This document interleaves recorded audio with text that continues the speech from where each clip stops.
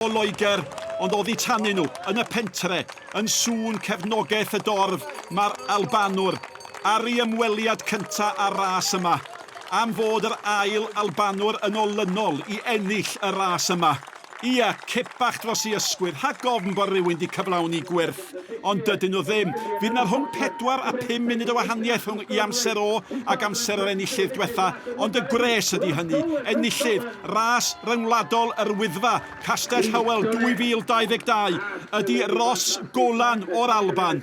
Llongyfarchiadau anferthol iddo fo. Dewch chi nôl ato ni, mae yna ragor o ddrama dwi'n tybio eto i ddod. So I was second at the summit. I kind of ran in third for most of it, and then the last technical bit I pushed up, and then just let it loose on the first half of the descent, and then was just praying that I'd hold on and nobody else would have better legs on the second half of the descent. Yeah. But no, what a great race. The support was unbelievable on the hill.